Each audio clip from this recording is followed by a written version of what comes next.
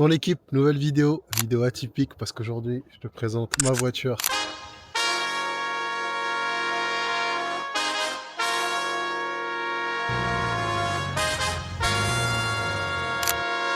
Look, I ain't scared of nothing, really they come from nothing. Boys they the same, but all them niggas frontin'. Why they mouth keep running, I've been up to something. Let me rap real quick.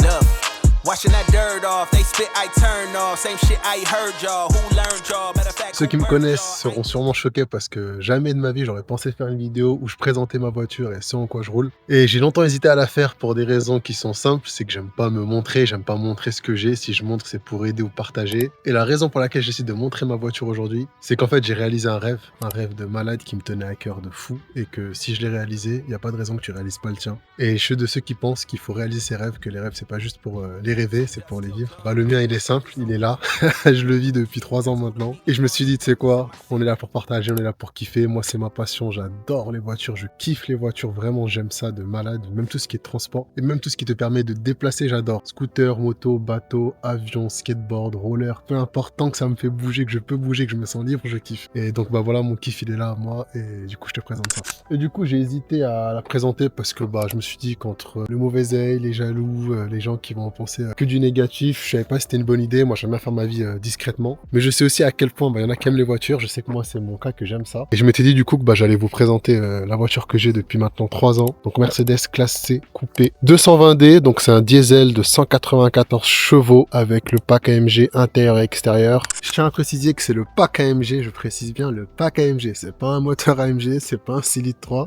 C'est juste un diesel. Il fait quand même 194 chevaux. C'est une boîte 9 rapports avec beaucoup d'options que je vais vous détailler. Et déjà, rien que la config de la voiture entre les jantes multibranches AMG, donc c'est des 19 pouces, le toit ouvrant avec toit panneau, et puis l'intérieur que moi j'aime énormément, c'est le cuir rouge de chez Mercedes, qui est le suivant, donc tout est d'origine, et juste l'intérieur, bah je kiffe de malade quoi. Et je trouve que ça rend super bien. J'ai une préférence pour les intérieurs beige, les intérieurs crème, les intérieurs camel, mais quand j'ai vu la config de cette voiture et que j'ai vu en rouge, j'ai craqué, et c'est le rouge, c'est pas quelque chose vers lequel je penchais moi naturellement quoi. Donc quand j'ai vu la config de la voiture, je suis tombé amoureux et je l'ai acheté. Je me suis dit, je suis seul, pas d'enfant, pas de femme, donc bah, un coupé 3 portes, c'est parfait. Si t'as 4 enfants, c'est une autre histoire, même si t'en as juste un ou deux. Hein. Parce que je vous montre, en fait, bah, t'as pas beaucoup de place à l'arrière, tu peux rentrer quand même. Mais ça reste minime, quoi. Donc si t'as quelqu'un de très grand à l'arrière, ou même si t'as un siège bébé que tu dois mettre ton bébé à l'arrière ou ton enfant, ça doit être vite relou, ça doit vite faire mal au dos. Donc c'est, comme je le dis moi, et comme on me dit souvent, c'est une voiture de célibataire. Donc le petit tour de la voiture. Je vous montre le 3 quarts arrière, ça donne quoi? Je trouve qu'elle est juste magnifique. J'ai jamais réussi à me décider entre le 3 quarts arrière et le 3 quarts avant. Je trouve que l'avant comme l'arrière sont très bien réussis sur cette voiture. Je tiens à préciser que je serai absolument pas objectif sur cette vidéo. Et vraiment, les lignes du coupé, je trouve qu'elles sont incroyables. Bon, je suis en contre-jour, mais vraiment, les lignes du coupé, elles sont juste magnifiques. En plus, c'est une couleur grise qui bouge beaucoup avec la lumière du jour, le soleil, la nuit. Ça varie beaucoup sur la couleur de la voiture. Bah, je dis pas qu'il n'y a pas du tout, mais on voit une différence. Et regardez la ligne avant, je trouve qu'elle est juste magnifique. Le 3 quarts avant aussi, c'est quelque chose.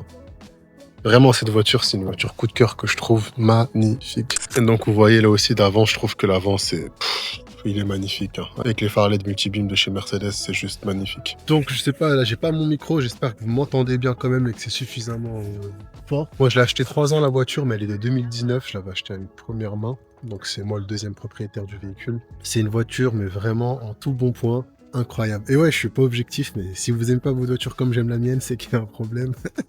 Et je tiens à préciser, c'est pas une question de matériel. Moi, quand je prends ma voiture, c'est pour aller rouler en campagne avec mon petit café, dans le calme, loin de tout. D'ailleurs, en parlant de rouler, c'est une boîte neuve avec 4 modes de conduite, donc sport, sport plus, confort et éco. Et si tu prends l'autoroute, que tu te mets en mode confort, même pas en mode éco, mais juste en mode confort, et que tu roules pas vite, et que tu te mets en régulateur de vitesse à 130, c'est une voiture qui peut faire 1300-1400 km d'autonomie. Preuve en est mes nombreux allers-retours dans le sud, sur la Côte d'Azur. D'ailleurs, c'est un régal parce qu'avec le toit ouvrant, le toit panneau sur la Côte d'Azur avec le soleil l'été, c'était juste un pur kiff, un pur kiff. Et vraiment, le seul message clé qu'il faut retenir dans cette vidéo-là, c'est pas qu'il faut être matérialiste, qu'il faut travailler pour courir après l'argent, c'est réaliser ses rêves, courir après ce qui t'anime toi, courir après ce qui te fait vivre toi. J'ai eu beaucoup de sceptiques qui m'ont dit mais pourquoi t'achètes cette voiture, pourquoi tu mets ton argent dans une voiture, tu fais n'importe quoi. Et au final, ça a été la meilleure décision de ma vie, mais de loin.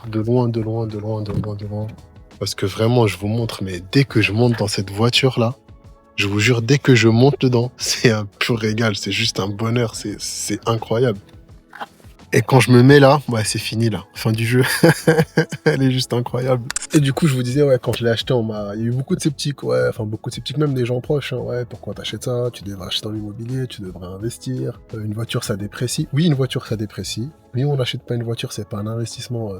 D'un point de vue d'une définition pure et parfaite, je vais pas faire le prof d'éco là, mais t'achètes pas une voiture pour gagner de l'argent, à part quelques modèles très rares, très précis et en fonction de la conjoncture. Mais moi, je l'ai acheté par pur amour, par pur kiff, et je ne regrette absolument pas. Je regrette aucun euro, je regrette absolument pas les entretiens et les révisions que j'ai fait, en concession en plus. C'est vraiment un amour cette voiture, et d'ailleurs je pourrais faire une vidéo sur combien ça m'a coûté, les entretiens, ce que j'ai fait dessus. J'ai envie de te dire que si t'as un rêve, que ce soit une voiture, mais une moto, un bateau, un voilier, peu importe, fais-le, réalise-le, donne-toi les moyens. Je vais pas faire le donneur de leçons, parce que je suis personne, mais j'ai beaucoup bossé, j'ai cumulé jusqu'à 2 tafs par moment. Pas au début pour acheter cette voiture, mais juste parce que je voulais avoir les moyens de mes ambitions. Dieu merci, je les ai eus, Dieu merci, j'ai eu l'opportunité que je suis allé chercher, que j'ai créé également. Et aujourd'hui, ça fait 3 ans que je roule dans cette voiture. 3 ans que c'est un pur bonheur, 3 ans que je ne me lasse absolument pas. Je vais vous montrer, tiens, le Virtual Cockpit et les différents modes de conduite. Donc ici, pas d'appareil connecté en Bluetooth. L'interface du Virtual Cockpit. Donc ce bouton-là permet de gérer cet écran tactile. Et ce bouton-là permet de gérer cet écran-là. Donc là, je peux gérer l'écran de droite. Donc on a le menu qui s'affiche comme ça. Donc navigation, radio, médias, téléphone, in-car, connect. Sachant que médias, ce qui est bien, c'est qu'on a l'option Burmester, donc c'est une option de malade. On a également les sièges chauffants et les sièges à mémoire de forme. Ici j'ai mes différents menus. Je peux également configurer pas mal de choses en plus du GPS, mais je vous avoue que j'utilise Waze vu que j'ai l'Apple CarPlay. Ici j'ai la configuration de mes couleurs sur ma voiture, donc je peux choisir les couleurs de l'habitacle. On en a plus de 60, donc moi je suis sur le bleu souvent. Je mets souvent le bleu pour aller avec l'habitacle intérieur, donc je vais dans Design, on en a plusieurs, et le classique il est en bleu. Le sportif il est en un peu vert jaune, et enfin le sportif qui est en rouge, le progressif qui est en rouge, pardon. Donc moi je suis en classique par exemple là, et je vais l'accorder avec le bleu de l'habitacle intérieur qui est là. Donc ensuite pour gérer, je viens là, et j'ai mes différents modes. Je peux revenir en appuyant sur accueil, et je peux gérer mon téléphone, ma musique, ma radio, la navigation, les différentes informations de la voiture. Là maintenant ce qui coûte un bras. Voilà à quoi ressemble le Virtual Cockpit avec ce beau volant que je trouve magnifique. Je préfère limite celui-là au nouveau, même si les nouveaux sont vraiment beaux. Je trouve que les finitions elles sont incroyables, vraiment. C'est très très bien fini. J'avais comparé Audi, BM et Mercedes sur ces modèles-là, sur cette gamme de modèles. Et vraiment, je trouve que c'est archi bien fini, c'est juste incroyable. Cette finition, je l'ai prise également parce que je trouve qu'elle est très esthétique, ça fait pas trop vieux, parce qu'en bois classique, je trouve que couleur bois ébène, je trouve que ça fait vraiment un peu trop vieux. Donc là, j'aime beaucoup cette finition-là, le piano black qui s'entretient bien, que j'ai pas rayé, Dieu merci, ça va. Ici, les différents modes de conduite, donc il suffit de sélectionner, dynamique, etc. Donc je vais vous montrer. Donc là, j'ai démarré, et ensuite, je peux sélectionner mes modes de conduite. Donc là, confort, je vais descendre en économie, confort, sport, sport plus et individuel si vous préférez. Et en fait on les met juste avec cette molette là comme ça, donc je vais me remettre en mode confort. À noter que le mode individuel tu le configures comme tu veux. Moi j'ai choisi d'avoir une direction souple, donc en confort, mais la boîte et le moteur en mode sport, donc j'ai pas mal de réactivité dans la pédale et dans l'accélération tout en gardant un certain confort. C'est pas pour faire des virages et prendre comme un dingue dans les courbes, c'est juste parce que j'aime bien cruise et de temps en temps je le mets, mais les 3/4 du temps je suis en mode confort. Je suis un papy moi. Même si j'aime beaucoup la vitesse, en vrai, je roule tranquille. L'aide au parking, sachant qu'il y a la caméra 360 sur cette voiture-là. On peut gérer l'interface multimédia, couper et éteindre l'écran. Donc si je veux, je l'éteins. Ça t'affiche juste l'heure avec le logo Mercedes. Le rabat ceinture qui vient directement à toi et la gestion du volume. Mais je trouve que c'est une très belle voiture, vraiment très bien réussie, avec des sièges super confortables. Et la meilleure conclusion que je peux avoir, c'est vraiment que c'était le meilleur achat de ma vie. Il faut réaliser ses rêves, il n'y a vraiment pas mieux dans la vie que de faire ce qui te fait rêver, de te donner les moyens de ce que tu as envie d'avoir. Et si j'avais écouté les gens, on m'aurait dit mais non, pourquoi t'achètes ça, c'est pas une bonne idée, tu fais n'importe quoi. Pas du tout, c'était une très bonne idée.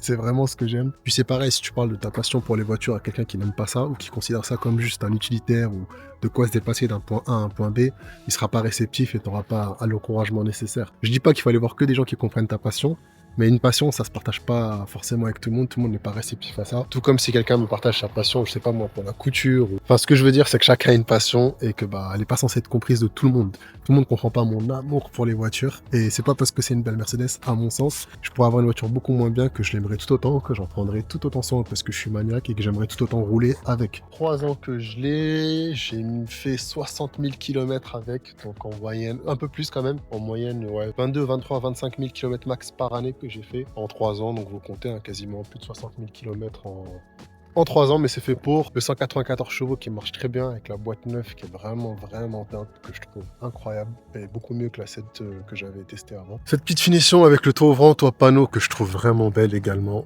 Bref, vous avez compris, je suis fan de ma voiture. J'ai jamais fait de modif. Je trouve que les contours chromés avec les jantes, ça rend très bien. Pas besoin de la mettre en full black ou de faire un déchromage. Je trouve qu'elle est vraiment parfaite au goût du jour dans sa configuration d'origine. Je l'ai pas configurée, je l'ai acheté tel quel. Le précédent propriétaire avait des bons goûts parce que je trouve que sa configuration, elle est réussite, c'est un 20 sur 20. Après, il manque quelques options, mais bon, siège ventilé sur un classe C, c'est très rare. Je sais même pas si ça se fait, ça doit se faire, mais en tout cas, elle n'a pas les sièges ventilés. Il manque l'affichage tête haute. Le franchissement ligne, mais ça me dérange pas. Donc autrement, pour moi, je suis très content. En consommation, je sais pas si je l'ai dit, mais si tu te mets en mode confort, 1400 km avec un plein, en ville, avec la boîte auto qui fait très bien le boulot, tu montes pas beaucoup plus, hein, t'es à 5 et quelques, 6,5 si vraiment... Et encore même pas, franchement, rarement, très rarement. Voiture super fiable, jamais eu de problème en 3 ans. Franchement, super fiable. Je pourrais peut-être parler de 3 inconvénients que j'ai trouvé sur la voiture, mais pour l'instant, c'est un 20 sur 20, c'est un kiff pur et dur. Et je sais pas pour toi, mais j'avais hésité à en parler. Je sais pas pourquoi. Peut-être parce que j'avais dans une petite ville avec une mentalité pas très... voilà quoi. Je voulais pas en parler, je voulais pas montrer ce que j'avais, je voulais jamais montrer la voiture que j'avais. D'ailleurs, j'étais réseaux sociaux et j'avais jamais exposé la voiture que j'avais. Même si sur certaines vidéos, on voit qu'il y a un intérieur qui est rouge, on pouvait pas savoir quelle voiture c'était et je voulais pas la montrer, j'ai jamais montré ce que c'était. Je pense que c'est aussi peut-être lié à la mentalité de chez nous, alors qu'on devrait être fier et qu'on devrait être content de ce pour quoi on a travaillé et puis c'est une source de motivation, je trouve. Oui, je suis conscient, c'est pas une Lamborghini, c'est pas une Ferrari. Pour moi, c'est ma Rolls, c'est ma Ferrari, c'est ma Porsche.